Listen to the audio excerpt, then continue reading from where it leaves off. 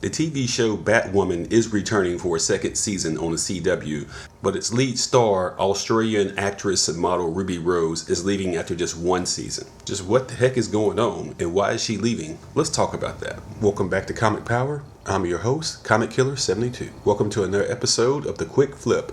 This is the program where I go over comic book industry news in a short period of time.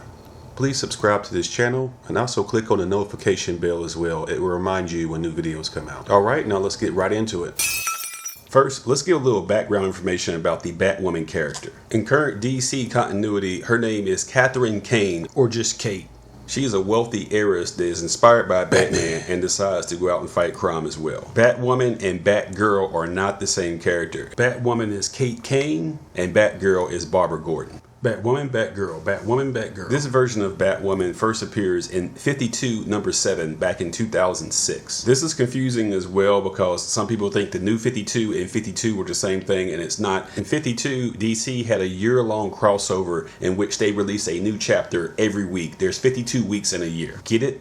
Okay, and in 2011, they released the new 52 in which DC rebooted all their titles back to issue number 1, and there were 52 different titles. What happened to it is a long, complicated story. Right now, we're working off a rebirth which started in 2016. So Kate Kane, she's a silver spoon, she fights crime, she dresses up like a bat, and she's an open lesbian. At the time it was confirmed, it made her one of the most high-profile DC characters that was openly gay. As for the actress that was playing her in the live-action television show, Rubie Rose, she's 34 years old. She was born in Melbourne, Australia. She's a model slash actress that American audiences first saw in Pitch Perfect number 3, in which she played the lead singer of that competing group. She's heavily tatted and known for her androgynous look. And of course, it's obvious she's openly gay. She came out of the closet at age 12. Here's a picture of her with a blonde look looking more feminine. DC has had a lot of success with its television shows with Arrow, The Flash, Legends of Tomorrow, Black Lightning, Supergirl. So it didn't surprise me when they decided to do a Batwoman TV show. So you have a show that can appeal to the LBGT community as well as use that Batman franchise name. The show first appeared in October 2019 and it has 20 episodes and it had okay ratings. The show was in the news for the wrong reasons when the lead star Rubie Rose had herniated disc from an accident while filming the show. I'm glad that she's actually okay. She actually released some video of her surgery on social media.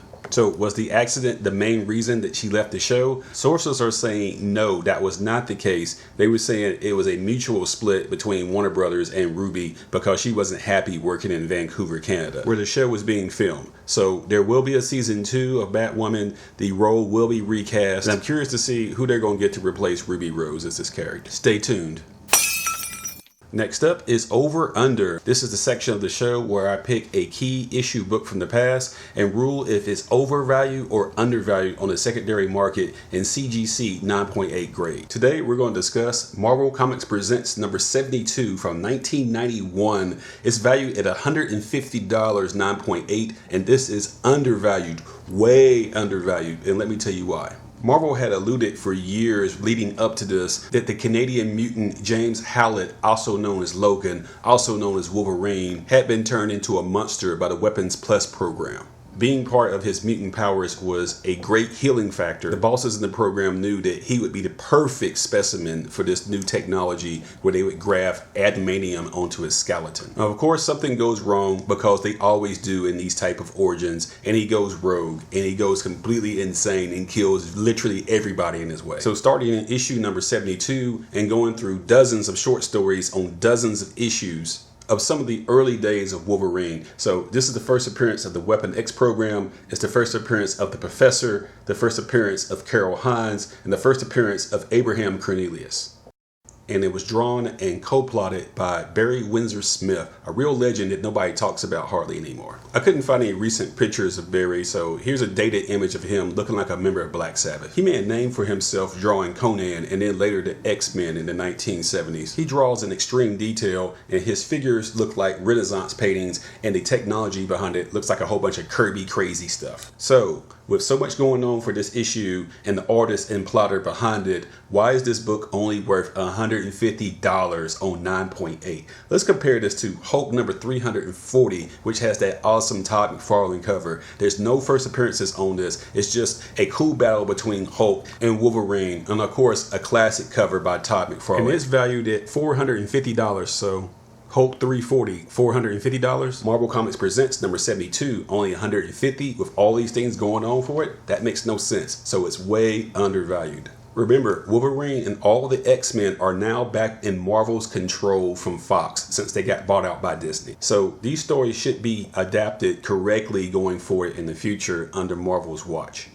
Wolverine did get a solo trilogy under Fox with Wolverine Origins, which was the most horrible movie in the history of movies. Remember this? Ugh. And then The Wolverine, which was okay. And of course Logan, which was rated R and gory, which was great. Hugh Jackman has said he's retiring from the Wolverine character, so it's going to be recast. They're going to redo a lot of these key storylines like the Weapon X program. And of course, issue number 72 is going to go up. It can't stay at $150. That's just way too low.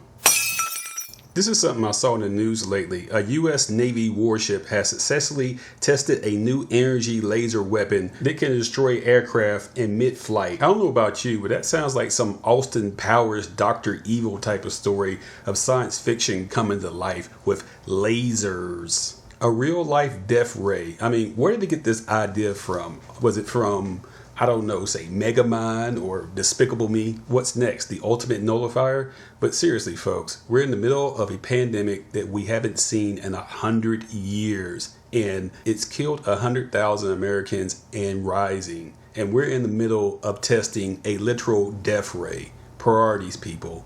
Priorities. This is insane. The human race, we're very slow in finding ways of saving people, but very fast in finding ways of killing people. I had to get that off my chest. Thank you for listening. You know the drill.